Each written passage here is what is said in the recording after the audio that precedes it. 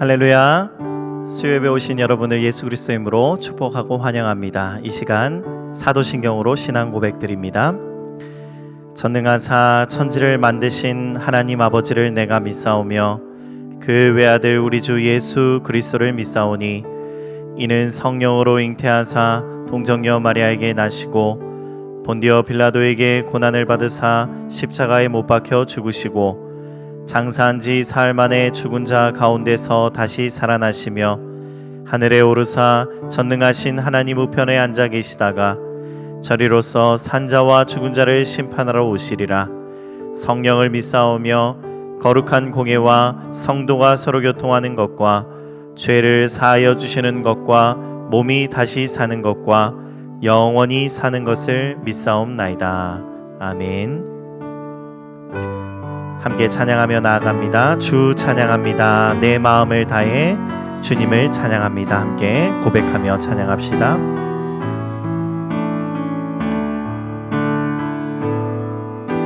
주 찬양합니다. 내 마음을 다해 주가 하신 놀라운 일들을 세상에 모두 전하리다. 주 찬양합니다. 내 마음을 다해 내가 주를 기뻐하며 찬양해 할렐루야.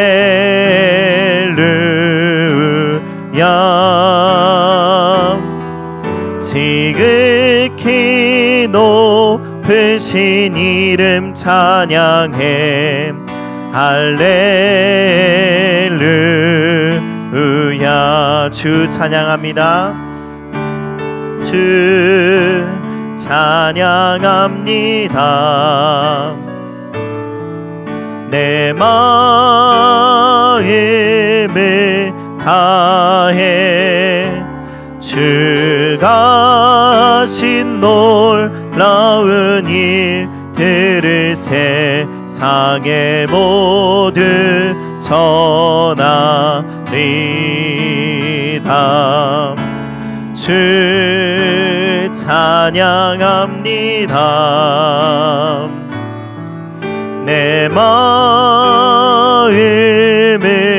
다해 내가 주를 기뻐하며 찬양해 할렐루야.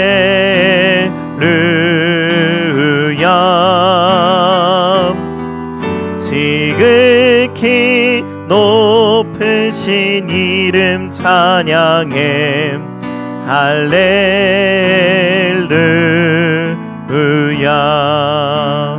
아멘. 계속해서 찬양합시다. 세상의 유혹 시험이 내게 몰려올 때에 주님을 찬양하고 주를 의지하며 나아갑니다. 함께 찬양 드립시다.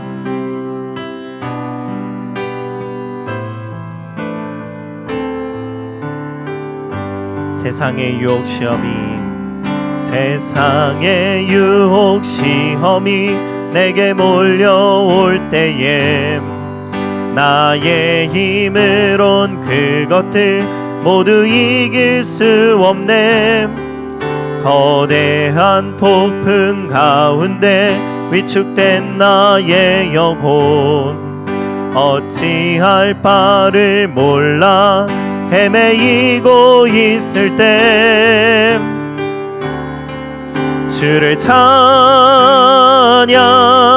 손을 들고 찬양 전쟁은 나에게 속한 것 아니니 주를 찬양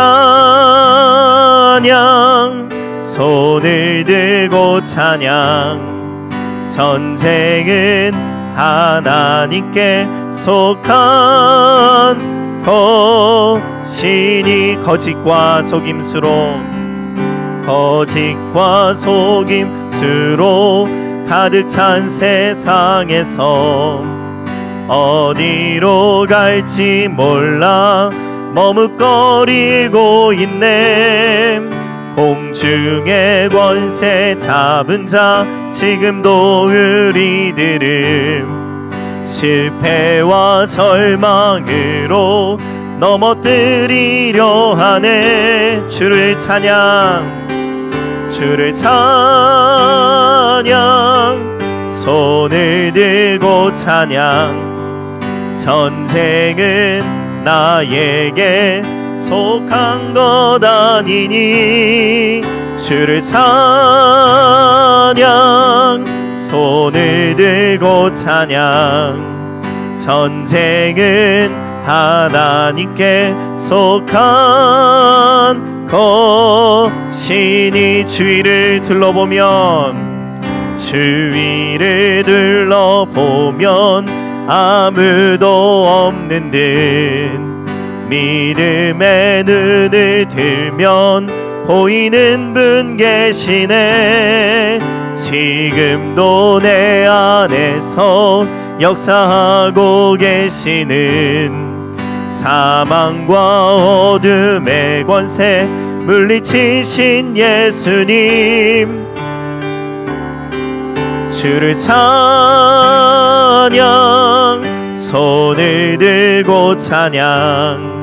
전쟁은 나에게 속한 것 아니니. 주를 찬양,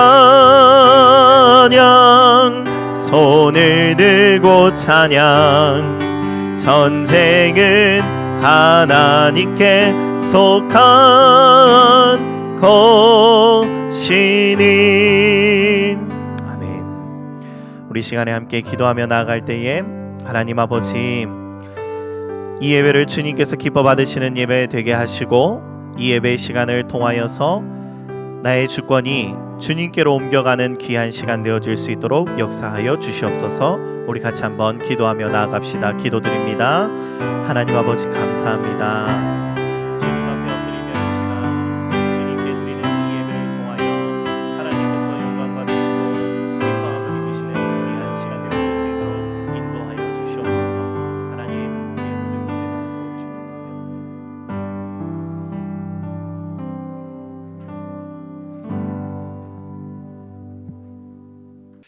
앞에 이 시간 하나님 말씀을 봉독하도록 하겠습니다. 신약성경 로마서 5장 12절 한 구절만 읽도록 하겠습니다. 신약성경 로마서 5장 12절 말씀 제가 봉독하도록 하겠습니다. 그러므로 한 사람으로 말미암아 죄가 세상에 들어오고 죄로 말미암아 사망이 들어왔나니 이와 같이 모든 사람이 죄를 지었으므로 사망이 모든 사람에게 이르렀느니라. 아멘. 그리고 오늘 우리가 다루게 될 하이델베르그 교리문답 구문 신문 11문도 또 한번 읽어보도록 하겠습니다. 제9문, 그렇다면 하나님께서 인간이 할 수 없는 것을 율법에서 요구하심으로 부당한 것이 아닙니까? 그렇지 않습니다. 왜냐하면 하나님께서는 인간을 율법에서의 요구를 행할 수 있도록 창조하셨기 때문입니다. 그러나 인간은 사단의 유혹을 받을 때에 고의적 불순종으로 자신과 그 모든 후손이 율법에서의 요구를 행할 수 있는 이 선물을 박탈당했습니다. 제10문, 하나님께서 이런 불순종과 배교를 바라지 아니하시고 버려두셨습니까? 결코 그렇지 않습니다. 하나님께서는 우리의 원죄와 자범죄에 대해서 진노하십니다. 하나님께서는 지금 그리고 영원토록 심판하심으로 그 죄악들을 벌하십니다. 누구든지 율법책에 기록된 모든 것을 항상 행하지 아니하는 자는 저주 아래 있는 자라고 하나님께서 선포하신 것처럼 말입니다. 제11문, 그렇다면 하나님은 자비로운 분이 아니십니까? 하나님은 정말 자비로운 분이십니다. 그러나 하나님은 또한 공의로우신 분이십니다. 하나님께서는 공의로우심으로 지극히 높으신 하나님의 권위에 대항하는 죄에 대해 가장 심한 형벌, 곧 몸과 영혼의 영원한 형벌을 받게 하십니다. 아멘. 유럽에서 종교 개혁이 일어나면서 로마 카톨릭과 싸우게 될 때에 많은 사람들이 이 종교 개혁을 외치는 사람들에게 질문을 합니다. 당신들은 무엇을 믿기 때문에 이렇게 종교 개혁 운동을 하십니까? 그러니 종교 개혁자들은 자신들이 무엇을 믿고 신앙을 고백하는지를 체계적으로 정리해서 사람들에게 알려줄 필요가 있었습니다.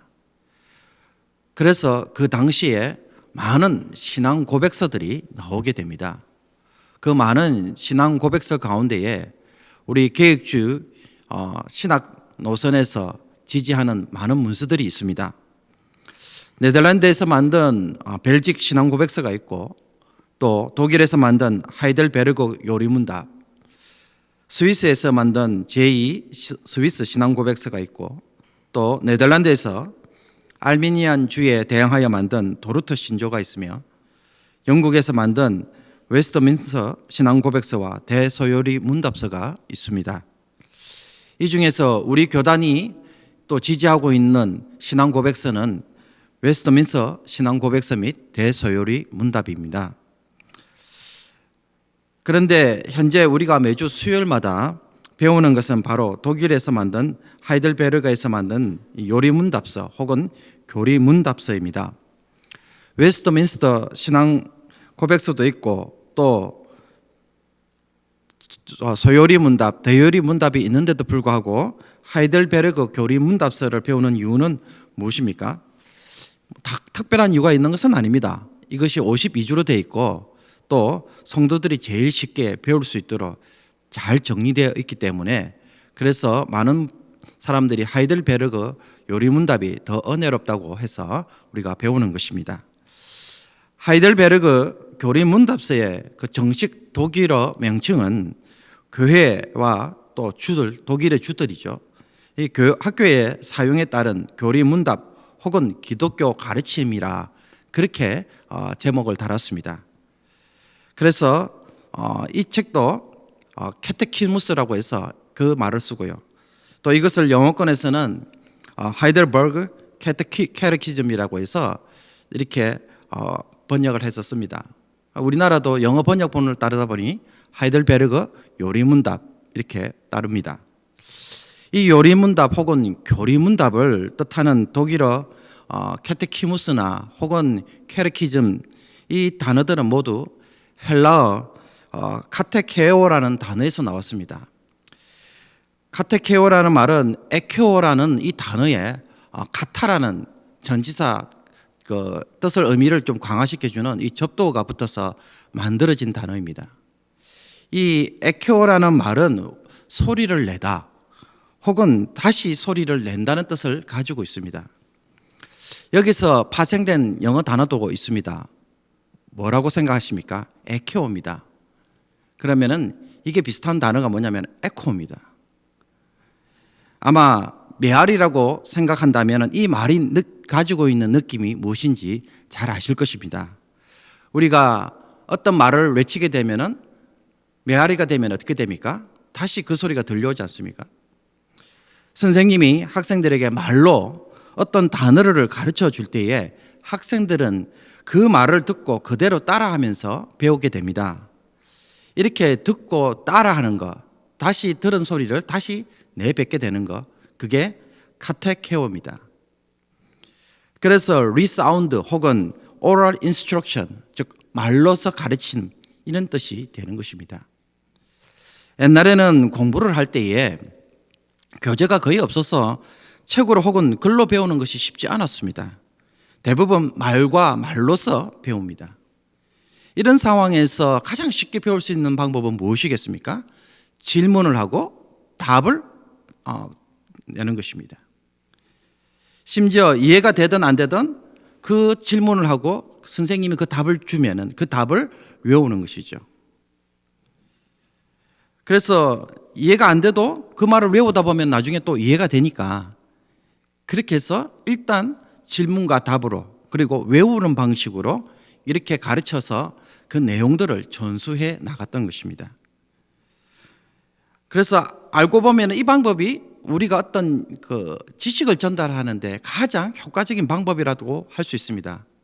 다만 요즘에는 암기식은 무조건 안 좋다라고 이야기를 하다 보니까는 이 방법을 배척하고 항상 위에 위주 공부로 이렇게 하다 나아갑니다만은, 그러나 이해를 다 하고 난 다음에 또 무엇을 해야 됩니까? 이걸 내가 안에 잘 체계를 잡으려면 외워야 합니다. 수학 공식을 아무리 이해를 해도 외워야 쓸 수가 있잖아요. 동일한 것입니다. 그래서 요즘 성도들도 사실은 이 방법이 정말 필요합니다. 성경에 대해서 들으면 이해는 하지만, 그러나 말로 표현하고 설명하려면은 이게 내 것이 된 말이 있어야 되는데, 이게 암기를 해서 그거를 고백할 수 있으면은 내가 다른 사람에게도 이렇게 잘 설명할 수 있고, 또 암기를 했으니까는 내가 생각할 어떤 여지들이 있어서 그것을 가지고 이렇게 확장을 할 수가 있는데, 아무것도 외우지 않으니까는 들으면 이해가 되고 돌았으면 모르게 되는 것입니다. 총 129개의 문답으로 된 이 하이델베르그 교리 문답서는 사도 바울이 쓴 이 로마서의 내용을 따라 구성되어 있습니다. 하이델베르그 교리 문답서가 바라보는 이 핵심 주제는 인간의 유일한 위로가 무엇인지를 아는 것으로서 이 교리 문답서가 총 구성이 되어 있습니다. 이것이 1문에서 시작하는 이유가 바로 여기에 있습니다. 그러므로 그 뒤에 나오는 모든 문답의 내용은 무엇이겠습니까? 그래서 하나님이 우리에게 주시는 유일한 위로가 무엇인지를 깨닫도록 하는 것입니다. 이것을 3부로 나누어서 설명하는 것이 하이델베르그가 로마서를 따라서 만들어진 내용들입니다. 그래서 제일 먼저 배우는 것이 인간의 죄와 비참함을 아는 것이고, 그런 다음에 이런 인간의 비참함에서 구원하시도록 우리에게 예수 그리스도를 통하여서 구원해 주신 사실을 깨닫고, 그런 다음에 3부에 가서는 우리는 감사의 삶으로서 살아가는 것이 구원에 합당한 삶인 것을 알도록 가르쳐 주는 것입니다. 이것을 영어의 3개의 단어로 표현하면은 3S라고 표현할 수도 있습니다.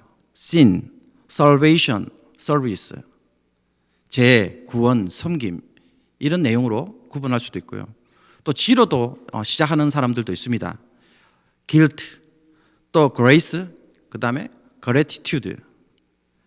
죄와 은혜와 감사라는 내용으로 그렇게 요약하기도 합니다. 오늘 우리가 읽은 4주차 문답 내용은 제1부 우리의 죄와 비참함에 대한 내용으로서 마지막 결론 부분에 해당합니다. 원래 독일어판 제1부 제목은 폰데스 멘션 에란트라는 단어입니다. 즉 인간의 비참함에 대해서 이런 뜻입니다. 그런데 영어로 번역하면서 무엇이 첨가되었습니까? 죄라는 단어가 첨가되어 있어요. 비참함으로는 뭔가 좀 불충분했는지 몰라도 이 죄라는 단어를 첨가함으로써 비참함의 원인인 이 죄를 또 강조하기를 원했던 것 같습니다.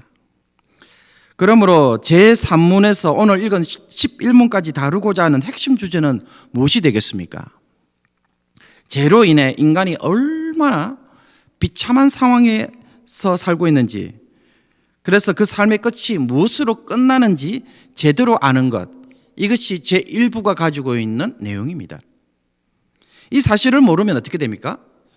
제12문부터 시작되는 하나님의 구원이 왜 필요한지, 그걸 어떻게 누릴 수 있는지에 대하여 아무런 기대가 없어지기 때문입니다.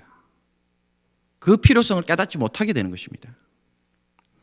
사도 바울도 로마서를 시작할 때에 1장부터 3장까지 먼저 다루는 것이 무엇입니까? 인간의 범죄와 그에 따른 하나님의 진노, 그래서 구원의 필요성을 철저하게 깨닫도록 하는 데서 로마서를 펼쳐가고 있습니다. 그래서 이 세상을 살아가는 모든 인간들에게 주어진 운명이라는 것은 행복이 아니라 하나님의 그 진노 아래서 살아가는 것에 불과하다는 것을 제발 발견하라는 것입니다. 그러므로 한 사람으로 말미암아 죄가 세상에 들어오고 죄로 말미암아 사망이 들어왔나니 이와 같이 모든 사람이 죄를 지었으므로 사망이 모든 사람에게 이르렀느니라. 그래서 죽을 운명으로 사는 것, 이것이 인간에게 무엇을 의미하는 것인지 깨달으라는 것입니다.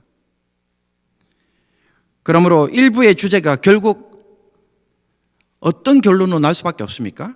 하나님의 진노와 심판으로 나기 때문에 인간은 좌절할 수밖에 없다는 것입니다. 이것을 염두에 두고 첫 번째 질문부터 오늘 살펴보기를 원합니다. 아홉 번째 질문은 왜 하나님은 우리가 율법을 제대로 지킬 수도 없는데 순종을 요구하느냐는 질문으로 시작합니다. 사실 이 질문에는 이 질문자의 감춰진 의도가 있습니다. 그것은 이 질문을 통하여서 하나님의 심판을 좀 부정하고 심판의 좀 부당성들을 좀 깔고 그것을 거부하는 태도가 사실 깔려 있습니다. 하나님은 인간을 하나님의 형상으로 창조했습니다. 인간이 하나님의 형상으로 창조되었다는 사실은 무엇을 의미하는 것입니까? 가장 쉽게 말하면 인간은 하나님의 리플렉션, 반영물 그런 뜻입니다. 창세기 5장에서 아담이 자기의 모양, 즉 자기의 형상과 같은 아들을 낳았다고 표현할 때에 우리가 이 의미를 따른다고 한다면은 우리는 누구입니까? 하나님이 낳은 자식, 하나님을 닮은 자. 좀 더 좋게 표현을 한다면은 하나님이 누구인지를 보여주는 사람으로 만들어져 있다는 이야기입니다.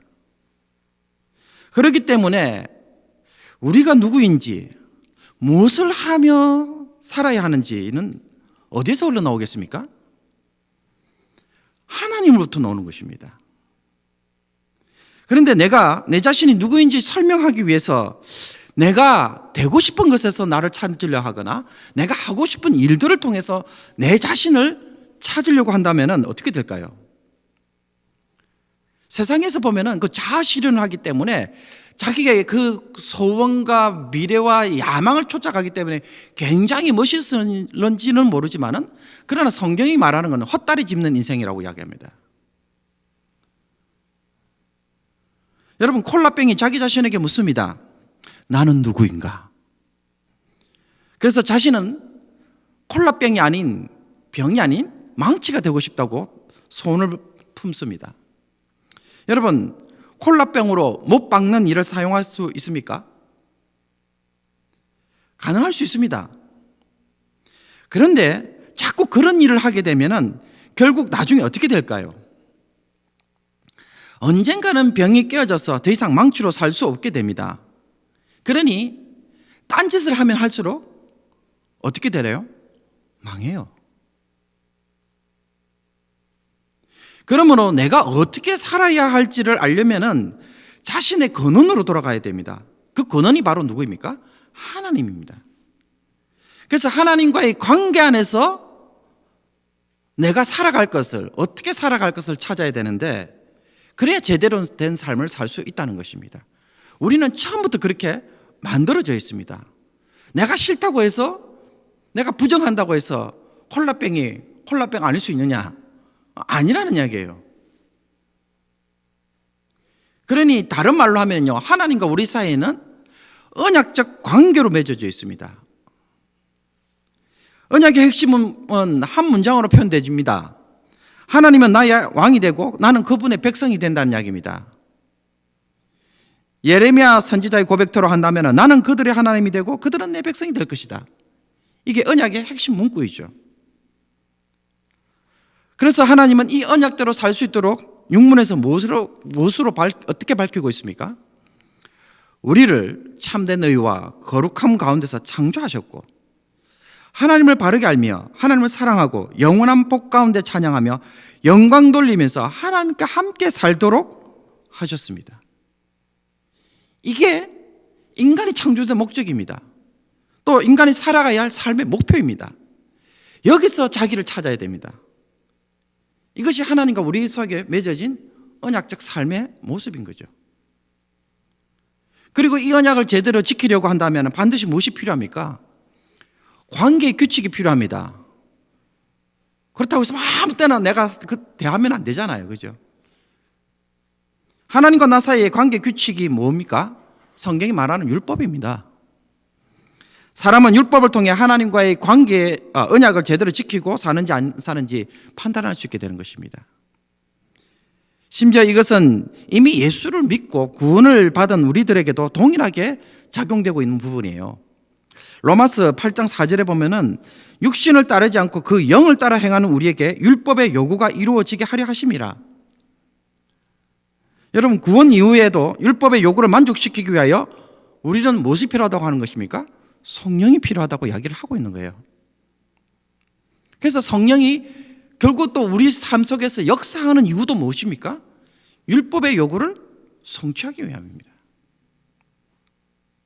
여기서 말하는 율법은 아주 좁게는 십계명과 모세의 율법을 의미하기도 하지만은, 그러나 십계명과 율법으로만 모세 율법으로 이야기한다면 이 시간적으로 시공간에서 그 제한되게 만들어졌기 때문에 그것을 조금 초월해서 좀 넓은 의미에서 하나님과 우리 사이에 지켜야 할 말씀 전체를 율법으로 보는 것이 필요합니다. 그래서 문자 그대로가 아닌 율법의 정신, 본질의 의미에서 율법으로 지금 바라봐야 하는 것입니다. 그런데 하나님과 이 언약적 관계에 대해 우리의 첫 조상이며 인류의 대표자인 아담이 어떻게 반응을 하였습니까? 선악과를 먹으면 하나님처럼 된다는 사단의 유혹에 넘어가서 불순종하였습니다. 내가 하나님이 되겠다는 것은 하나님이 더 이상 필요 없다는 것을 의미하는 것입니다. 왜? 내가 하나님 되면 그 하나님 필요하시겠어요? 아니잖아요. 그러니 내가 하나님이 되겠다는 것은 결국 하나님 필요 없다는 것을 뭐로 드러낸 것입니까? 선악과를 먹는 행위로 드러낸 것입니다. 성경이 말하는 죄는 바로 다른 어떤 것이 아닙니다. 하나님과 이 언약 관계를 깨트린 것, 이것이 죄의 본질이고 죄의 실체입니다. 그 결과 모든 인류의 대표자인 아담이 하나님과 맺은 이 언약적 관계와 삶을 깨트림으로써 우리 모두는 어떤 운명을 공유하게 됩니까? 아담이 인류의 대표자이니까 그가 범죄하면 우리는 어떻게 됩니까? 공모자, 공범자가 되는 것입니다. 그래서 그 모든 걸 다 쉬어야 하게 되어요.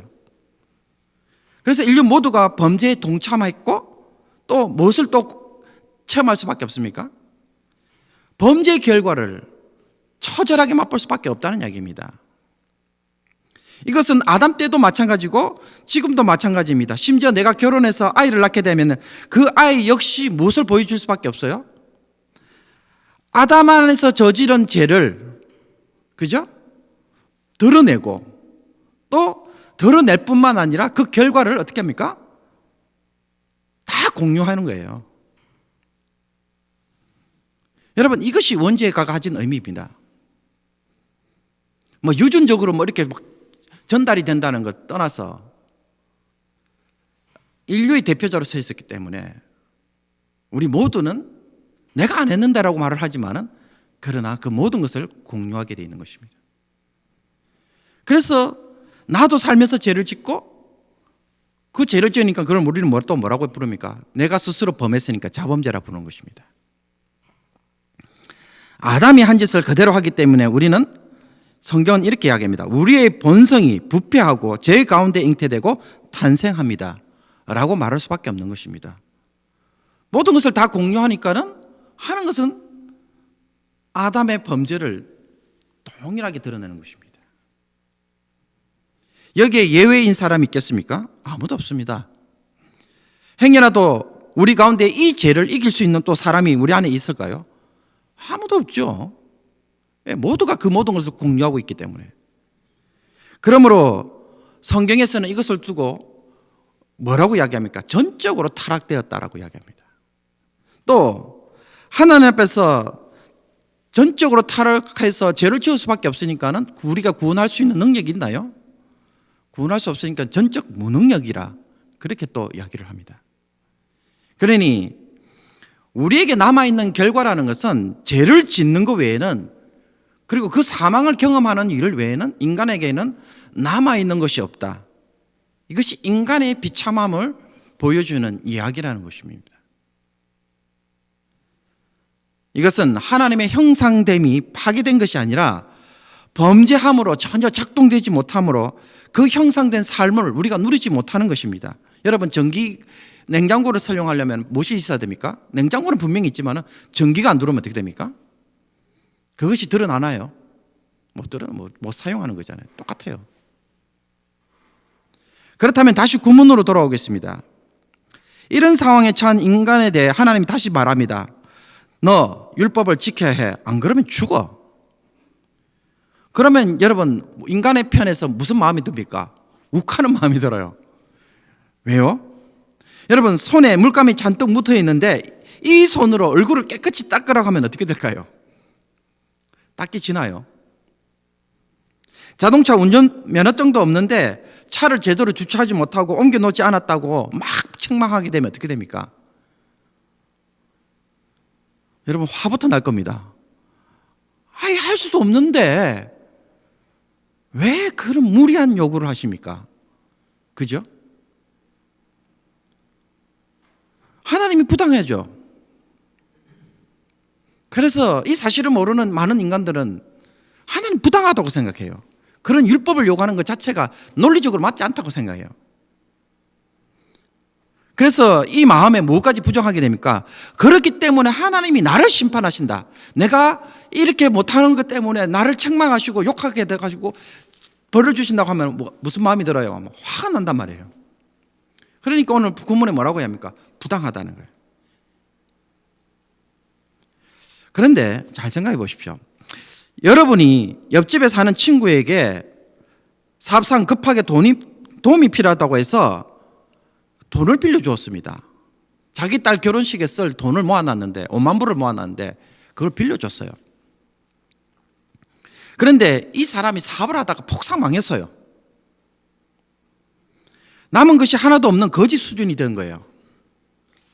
여러분도 한 푼도 받지 못했어요. 그런데 딸 결혼식에 쓸 돈이니까 내가 필요하잖아요. 그래서 그 사람한테 가서 이야기를 해요. 내 돈 좀 꼭 갚아달라. 안 갚으면 나는 우리 딸 결혼식을 못한다. 그런데 그 사람이 이런 이야기를 해요. 아니, 지금 내 상황을 보십시오. 폭삭 망해서 가진 것이 하나도 없습니다. 그런데 어떻게 갚으라는 것입니까? 부당한 요구입니다. 그러니 나는 할 수 없습니다. 죽이든지 살리든지 마음대로 하십시오. 여러분, 이 이야기 들으면 어떤 마음이 드시겠어요? 아, 그렇군요. 정말 미안합니다. 예, 제가 잘못했네요. 라고 대답하시고 오시겠어요? 말이 안 되잖아요. 우리가 정상적인 사람이라고 한다면 이 사람이 갚을 능력이 있든 없든 우리는 무엇을 요구할 수밖에 없어요? 돈을 갚아야 달라고 이야기하고 그 사람은 갚아야 할 의무가 있습니다. 이런 나의 요청에 대하여 당신은 인정머리도 없고 아주 못된 사람이고 부당한 요구를 하는 사람이라고 말한다면 그것은 누가 잘못된 것입니까?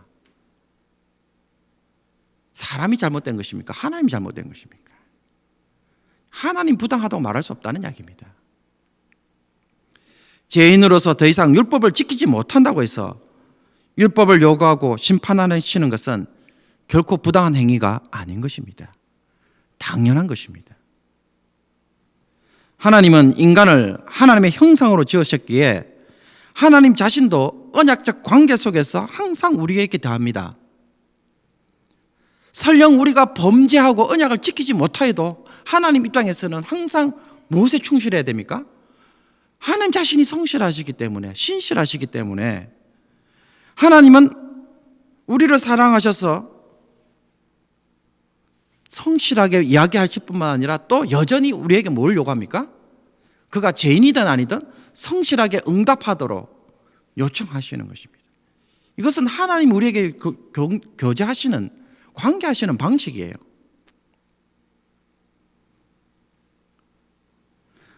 언약을 깬 우리도 갚아야 할 돈이 있다는 것을 부정할 것이 아니라 이 사실을 알고 있어야 됩니다. 그것은 하나님의 진노와 심판으로 값을 치러야 한다는 사실을 깨닫는 것입니다. 이것을 피해 간다면 어떻게 됩니까? 그런데도 인간은 이 사실을 인정하기보다는 뭐라고 고백합니까? 로마서 1장 32절은 이렇게 표현합니다. 그들이 이 같은 일을 행하는 자는 사형에 해당한다고 하나님께서 정하심을 알고도 자기들만 행할 뿐 아니라 또한 그런 일을 행하는 자들을 옳다 하느니라. 오히려 자기의 행동을 정당화시키는 일을 하는 것이 사실은 인간이 보여주는 강박함이요, 부패함이요, 패역함이라는 것입니다. 하나님이 세상을 말씀으로 창조하실 때에 모든 만물은 하나님의 말씀에 복종함으로써 존재하게 되었습니다. 이 말씀에 바르게 응답해서 모든 만물들이 질서 있게 움직이고 존재합니다. 그러므로 인간뿐만 아니라 만물도 어떻게 됩니까? 하나님 말씀에 따라서 복종하기 때문에 그 하나님의 요구에 응답하면서 살아가기 때문에 언약적 관계 속에 들어와 있습니다.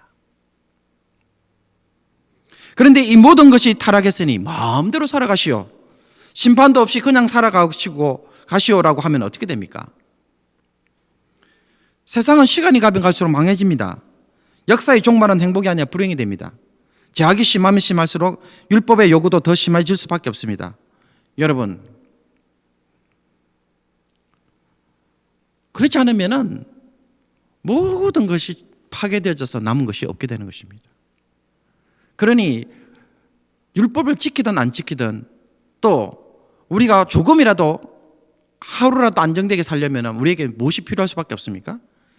율법을 요구하시는 하나님 앞에서 우리는 반응할 수밖에 없는 것입니다. 그 요구가 부당하다고 할 수 없는 것입니다. 그러므로 십문에 들어와서 필연적으로 등장할 수밖에 없는 것이 있습니다.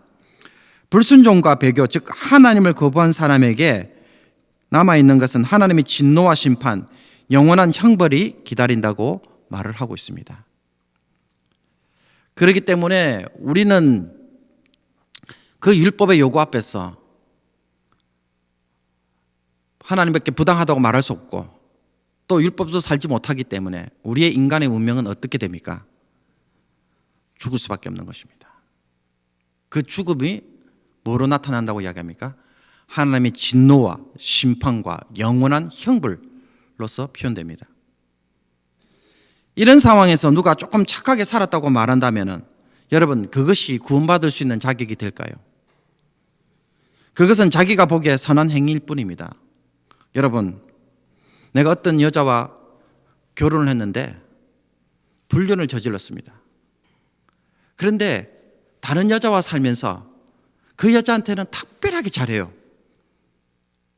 정말 성실해요. 그렇기 때문에 나의 그 불륜이 정당화될 수 있나요? 똑같은 논리입니다. 우리에게 선행이라는 것이 이런 의미밖에 되지 않는다는 이야기입니다.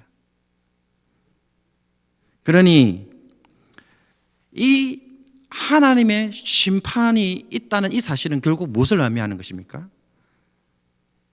다른 이야기가 아닙니다. 심판도 있지만 동시에 우리에게 깨닫도록 하는 것이 있습니다. 그것은 우리로부터 구원이 절대로 나올 수 없다는 것이죠. 하나님의 은혜가 아니면 구원을 받을 수 없다는 이야기를 하는 것입니다. 우리를 위해서는 하나님이 보내주시는 구원자가 아니고는 이 일을 할 수가 없다는 것을 율법은 철저하게 드러내고 보여주는 것입니다. 그래서 우리를 사망의 자리에 이끌어내서 무엇을 하게 합니까? 자기 행위로는 하나님의 은혜가 아니고는 나는 다시 살 기회가 없다는 것을 각성시키는 그 자리에 몰고 가는 것입니다. 만약에 언약을 깨트렸는데도 여기에 해당하는 하나님의 진노와 심판, 형벌이 없다면 어떻게 됩니까? 여러분, 형벌이 없으면 약속을 지킬 의무가 사라지게 됩니다.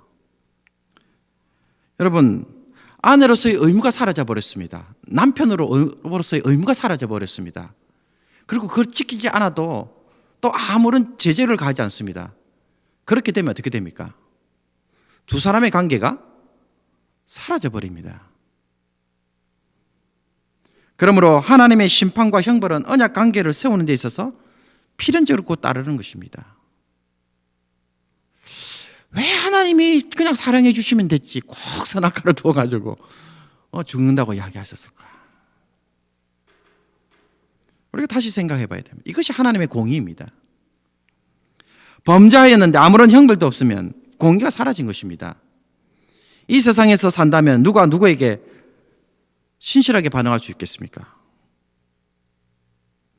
아무도 신실하게 반응하지 않을 것입니다. 그러니 심판도 필연적인 것입니다.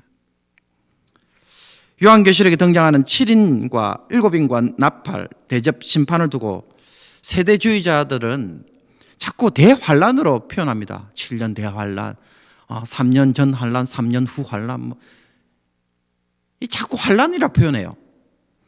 저는 개인적으로 이 표현을 정말 안 좋아합니다. 왜냐하면 이것은 환란이 아니라 정확하게 말하면 하나님이 이 세상에서 공의를 세우기 위한 하나님의 행동이기 때문입니다. 그래서 하나님의 심판을 통하여서 하나님이 공의를 이 세상에 바로 세우는 결정적 사건입니다. 이게 없다면 정말 있을 이유가 없어요. 순종하는 자에게 구원과 복을 주시고 불순종하고 배교하는 자들에게 심판을 통해서 그 대가가 돌아가도록 또 그것을 고난을 통하여서 돌이킬 수 있는 한 번의 기회라도 한번 주시기 위해서 행하시는 은혜로운 행위입니다. 그런데 이 환란을 받기 전에 빨리 휴거합시다. 그렇게 해석해 버려가서 열심히 믿어서 환란을 피합시다라고 논리를 펴는다면은 뭔가 열심히 좋은 것 같은데 무엇이 뉘앙스가 느껴집니까? 하나님이 뭔가 행하지 말아야 할 것을 행하고 그러다가 믿는 자도 하나님 잘못 구원해 환란을 겪게 하시는 거 아닌가 이런 논리가 나와버립니다.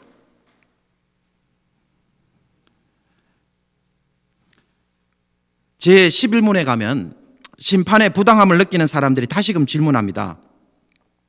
하나님은 사랑이시다고 말했는데 왜 또 심판하신다고 하십니까? 여러분 이 질문이 안 들어오겠습니까? 아니 왜 하나님 사랑이라고 해놓고서 왜 심판하시죠? 이게 모순되는 거 아닌가요? 여기에 대해 하이델베르그 교리 문더스는 하나님의 자비와 공의가 서로 모순되지 않는다는 것에 대해서 자세하게 설명하지는 않습니다. 자비로우신 분이 또한 공의로우셔서 하나님을 대적하는 자들에게 몸과 영혼에 대한 영원한 형벌을 받게 하신다고 이야기를 합니다. 이것이 무엇이겠습니까? 사망입니다. 우리는 공의와 사랑을 자주 서로 대립하는 것처럼 종종 여기고 사실 이것을 가지고 하나님께 악용할 때가 많습니다. 그러나 하나님에게서는 공의와 사랑은 항상 하나로 존재합니다. 그분의 성품 안에서 공의와 사랑은 충돌되지가 않는다는 이야기입니다. 여러분 도로에서 운전을 할 때에 도로 한가운데는 무엇이 꺼져 있습니까? 노란 줄이 꺼져 있습니다. 그래서 내가 가려고 하는 방향은 항상 어떻게 됩니까? 노란 줄의 오른쪽 방향에서 차를 몰고 가야 됩니다. 그리고 상대방은 왼쪽에서 차를 몰고 와야 됩니다. 만약에 이 규칙이 없으면 어떻게 됩니까? 달리다가 두 차가 부딪히게 돼서 둘 다 죽게 됩니다. 그러니 이 규칙을 지켜주고 해줘야 나도 살고 저 사람도 살게 됩니다. 그런데 이 질서를 어기고 자기 마음대로 행동할 뿐더러 여기에 벌금이나 다른 형벌이 없다고 한다면 어떻게 됩니까? 무질서가 판을 치도록 하는 세상, 그렇게 만들어 놓는 것이 사람을 사랑하는 방법일까요?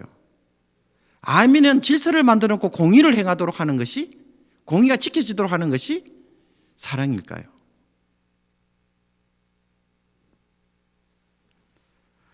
법을 지키도록 공의를 세우는 것, 이것이 사랑하는 방법입니다. 우리도 마찬가지죠. 하나님의 법도를 따르는 것이 하나님을 사랑하는 방법이에요. 그리고 법도를 따르면서 내가 나를 살리는 방법이에요. 그 법도를 따름으로써 만물을, 하나님 만든 피조 세계를 질서 있게 움직이게 함으로써 모두가 살게 되는 것이에요. 코로나 바이러스를 통하여서 보여주는 인간의 그 결과는 무엇입니까? 무절제한 삶이 닥치는 대로 아무거나 먹고 아무렇게나 살고, 그러다 보니까 어떻게 됩니까?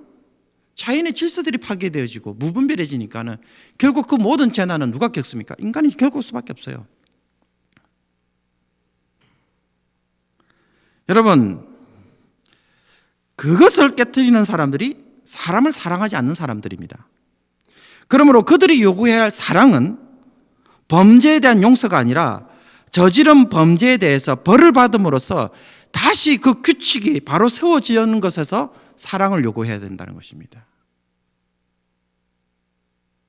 그렇지 않나요?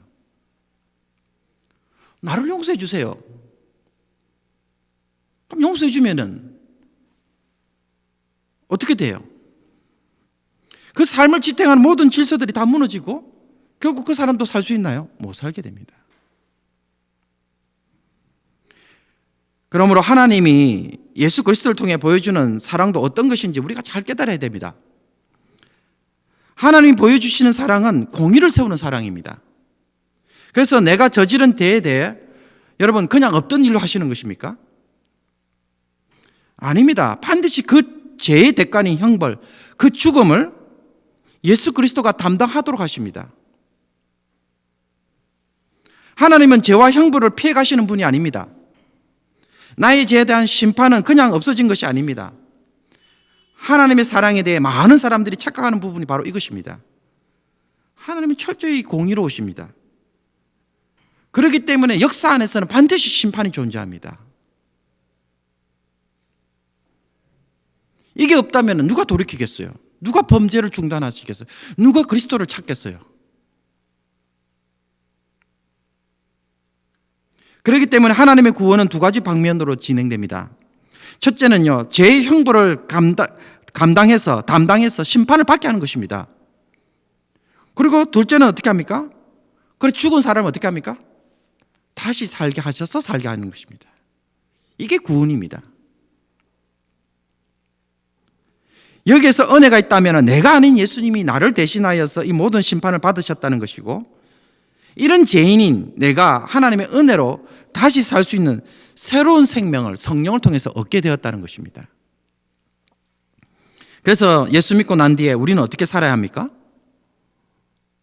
내 마음대로 살지 않고 하나님의 뜻 안에서, 언약 관계 안에서 살아야 합니다. 그것이 다시 살게 하는 목적인 것입니다. 세상에 살면서 내가 복받기 위해 하나님을 믿는 것이 절대로 아닙니다. 하나님과의 언약적 관계 안에서 다시 살기 위하여서 옛날에 나는 십자가에서 죽이고 하나님이 주시는 그 새로운 생명으로 다시 살아가도록 하신 것이 그리스도의 죽음과 부활 사건이 의미하는 것입니다. 그러니 단지 용서만 하게 된다면 그리스도의 부활은 필요 없습니다. 그러나 죽이시고 다시 살려서 언약 안에서 새롭게 살아가기 위해서는 반드시 무엇이 필요합니까? 죽인 다음에 새 생명을 주어야 할 사건이 일어나야 되는데, 그러면 그리스도의 부활이 필요한 것입니다. 제 1문의 내용으로 다시 한번 돌아가서 기억할 수 있기를 바랍니다. 사나 죽으나 나는 나의 것이 아니고 몸과 영혼이 모두 나의 신실한 구주 예수 그리스도의 것입니다. 우리가 이 사실을 안다면 우리가 하나님의 그 심판의 필연성을 우리가 받아들여야 합니다. 그리고 우리는 죽어야 합니다. 하나님의 언약 관계를 거절했던 우리 옛 자아가 죽고 심판받지 않는다면, 그 대가를 지불하지 않는다면 우리는 또 우리 안에서 무엇을 요구하겠습니까? 이래도 되네? 그리스도 안에서 언약 관계가 세워지겠습니까? 그리스도 안에서 새 생명이 이루어지겠습니까? 그러므로 하나님의 심판은 필연적으로 일어나야만 하는 사건이고, 또 하나님의 공의를 세우고 진정으로 하나님 뜻 가운데 사는 사람이 하나님 나라를 유업으로 받을 수 있는 줄로 믿습니다. 말씀을 맺습니다.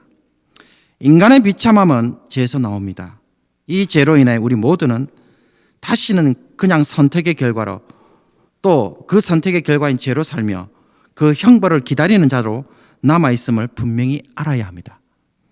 그래서 여기서 이렇게 살다가 죽는 것을 자신의 운명으로 여기든지 아니면 나에게 소망이 없음으로 인하여서 하나님의 구원을 간절히 바라보든지 둘 중에 하나인 것입니다.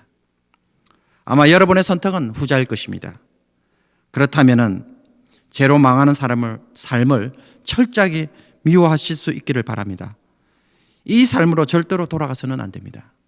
죄가 무엇인지, 그 삶이 무엇을 가져다 주는지 정확히 바라보고 이제는 주님이 주시는 그 삶으로 내가 하나님 앞에서 바로 살겠습니다라고 예수 그리스도를 통하여 날마다 결단하는 저와 여러분 되시기를 주님의 이름으로 축복합니다.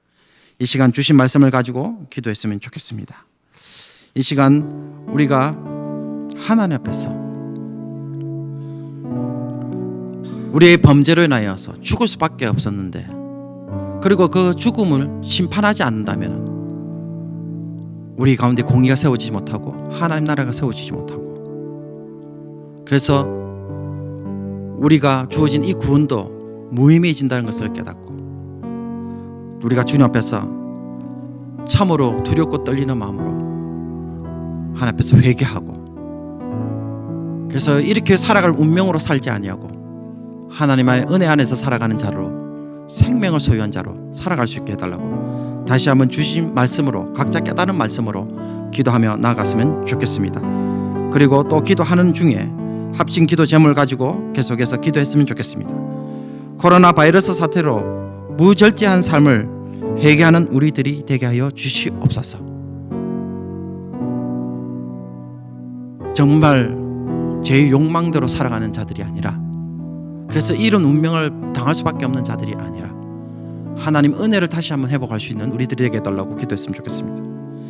현 상황을 대처하는 모든 정부 관계자들에게 지혜를 주셔서 하나님 잘 대처할 수 있도록 도와주시고, 위기에 흔들리는 교회들이 아니라 이 어려운 때에 믿음의 기초를 다시 세우는 교회들이 되게 하여 주셔서 영적으로 쇠퇴하는 신앙의 기회들이 되지 않도록 해달라고 기도했으면 좋겠습니다.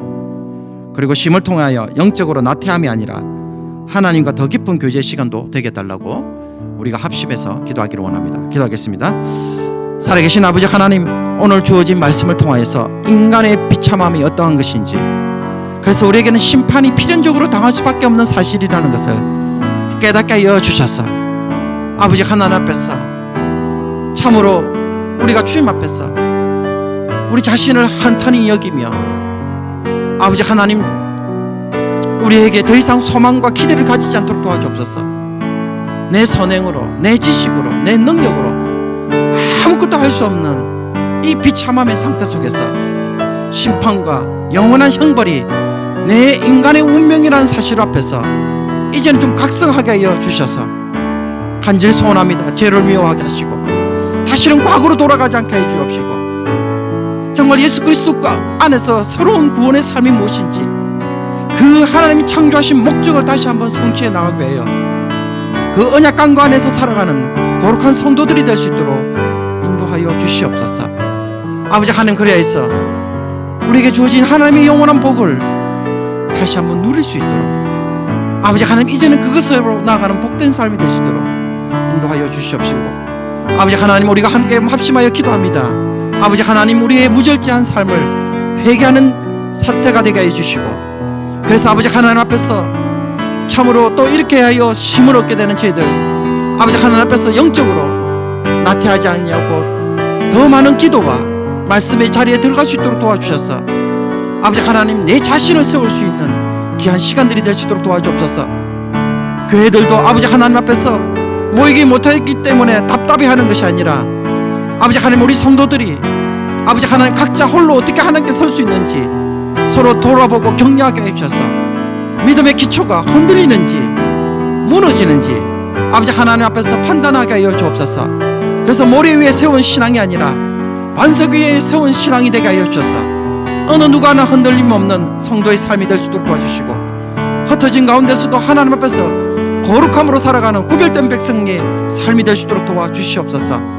아버지 하나님이 이 어려운 사태를 정부 관계자들이 잘 감당할 수 있도록 지혜를 다해 주시옵시고, 우왕좌왕하거나 또 잘못된 판단을 통하여서 어려운 일을 겪지 않도록 매 순간순간 하나님께서 저들도 함께하여 주셔서 회개하는 마음으로 나가게 하시고 조심하는 마음으로 나가게 해주시고 백성들을 위하는 마음을 가지게 해주시고 성실하며 겸손함으로 준비케 하여 주셔서 이 모든 사태를 잘 헤쳐나갈 수 있도록 도와주시옵소서. 그래서 모든 성도들이 다시 한번 예배의 자리에 나오게 하시고 교회가 회복될 수 있도록 은혜 베어 주시옵소서. 하나님 아버지 감사합니다. 오늘도 수요일 밤으로 아버지 하나님 주의 말씀을 듣고 또 아버지 하나님 도전을 받습니다. 하나님, 우리의 비참함이 어떠한 것인지 이젠 좀 깨닫는 저들 되게 하여 주셔서 하나님의 형상으로 지음받은 자들이 그 하나님의 복을 누리지 못하고 이 세상에서 아담의 죄를 공유하며 그래서 이제는 아버지 하나님 서로 상처 주고 상처받고 미워하고 갈등하는 것이 인간의 본성의 일부로서 당연히 여기는 이 시대 속에서 누군가가 옆에서 죽어가도 눈 하나 깜짝하지 아니하고 아버지 하나님 우리 가운데에 슬픔을 당한 자들을 위로하기보다는 내 인간적 욕심에 야망으로 살아가는데 더 급급한 우리의 삶의 비참한 현실들을 되돌아보게 하여 주셔서 아버지 하나님 이 운명에서 벗어나고자 주의 이름을 부르는 백성들이 많아지게 해주시고 이것을 깨달음으로 말미암아 하나님 우리에게 베푸신 구원이 얼마나 위대하고 얼마나 귀한 것인지 전적 타락과 무능력 속에서 심판을 겪을 수밖에 없는 우리들이 하나님의 큰 구원을 경험하고 큰 은혜를 누렸다는 사실 앞에 날마다 감사함으로 예배드리게 해주시고 그것 때문에 하루하루를 살아가는 저희들 되게 하여 주시옵소서. 합심하여 기도하였습니다. 하나님께서 이 코로나 바이러스 사태를 통하여 우리의 무절제함을 돌아보게 하시고 또 아버지 하나님 앞에서 쉬는 동안에 아버지 하나님 앞에서 더 깊은 기도와 말씀의 자리에 들어가게 하여 주셔서 우리의 믿음의 기초를 바로 세울 수 있도록 도와주옵소서.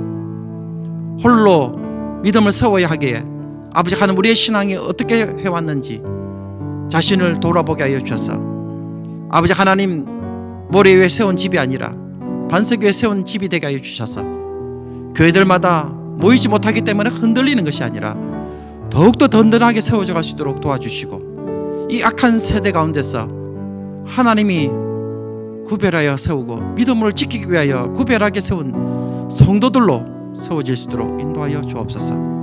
그래서 모든 사태들을 정부 당국자들이 잘 감당하게 해주시고 지혜를 주셔서 속히 교회가 다시 모일 수 있도록 은혜도 베풀어 주시옵소서. 남은 한 주간도 하나님의 은혜 가운데 살아가는 귀한 성도들 되게 하여 주시기를 간절히 소원하며 이 모든 건 우리 주 예수 그리스도의 이름으로 기도하옵나이다.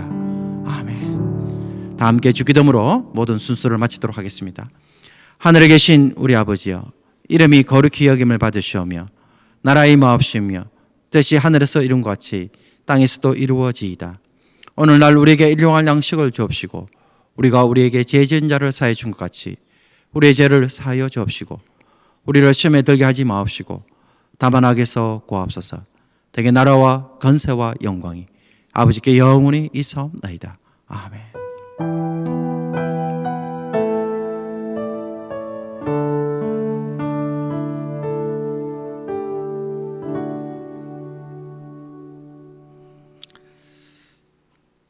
이 시간 간단하게 교회 소식을 알려드리기 원합니다.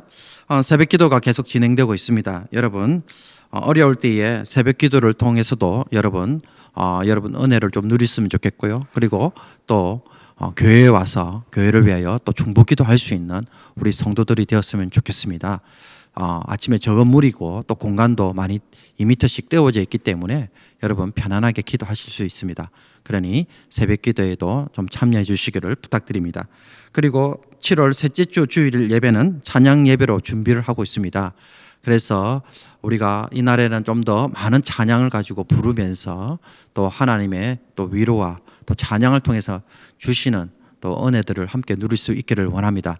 여러분 이 일을 잘 준비할 수 있도록 우리 찬양팀을 위해서도 기도해 주시고 예배팀이 또 간염의 위험 없이 또 아름다운 찬양 예배를 준비할 수 있도록 기도 부탁드립니다.